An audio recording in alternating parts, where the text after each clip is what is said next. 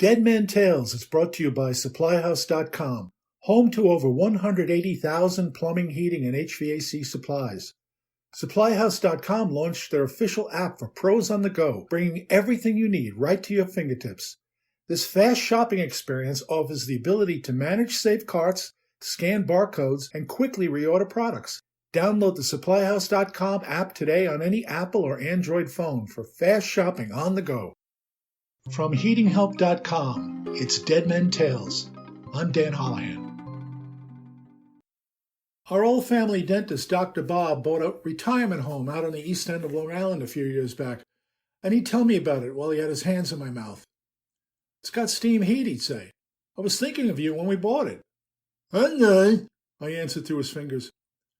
"There's just one problem, though. The radiator in the living room doesn't heat well." I responded. "Any idea what might be wrong with it?" I explained. "Probably a bad air vent, eh?" he said. "Can I get those at the Home Depot?" I choked. "Okay, maybe not. I get it. Do you want to come out to visit? Take a look at the radiator while you're there? I'll buy you lunch." And since it's my policy to never say no to Dr. Bob while he has metal instruments in my mouth, I took a nice drive out to the east end of Long Island. Dr. Bob's house is just a block from the center of this tiny town that Norman Rockwell could have painted. The house has a one-pipe steam system and an enormous cast-iron radiator in the living room. Dr. Bob was looking at me, and I was looking at that huge hunk of iron in total appreciation for the lost art that is steam heating. "How do you repaint something like this?" he said. "Do you want to take the old paint off first?" "Yes," he said. "Hire somebody to remove it and take it to a sandblaster," I said. "When they're done, have it powder-coated. It'll be gorgeous." "Sounds good," he said. "Bring money," I added. "Will do," he said. "And expect your dental prophylaxis bill to increase significantly in the coming months." He looked at the side of the radiator.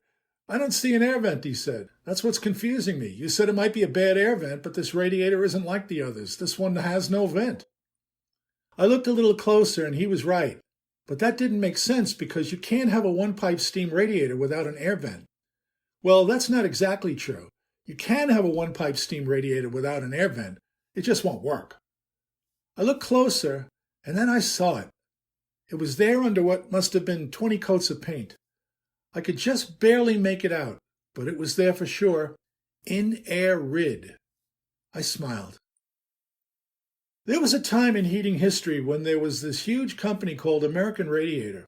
American Radiator made just about everything that had to do with heating, and they published these little red handbooks every year or so, which they called The Ideal Fitter.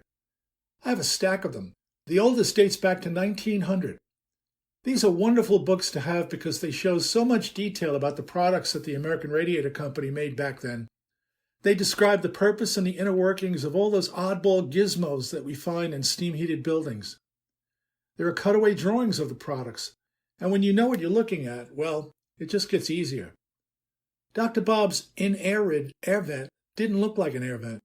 It looked like a hex plug, and it's screwed into the last section of the radiator, right there at the top. From the outside, you'd never know this thing was an air vent. But look in the Ideal Fitter, and you'll see how this wonderful device worked.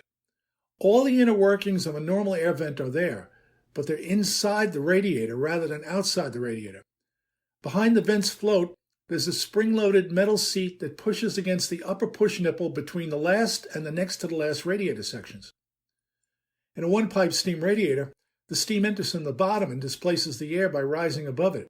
Steam is lighter than air. The steam heads across the top of the radiator, moving through all the push nipple ports until it reaches the last section.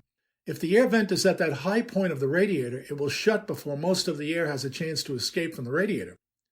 That can lead to uneven heating, and it's the reason why the dead men installed their one-pipe radiator vents about halfway down those last radiator sections. American Radiator got around this by fitting the in-air rid with that spring-loaded seat. By sealing that internal opening, the seat forces the steam to work its way down that penultimate radiator section into the bottom of the last section. From there, it rises to the vent, and all the air leaves the radiator. It is ingenious in its simplicity.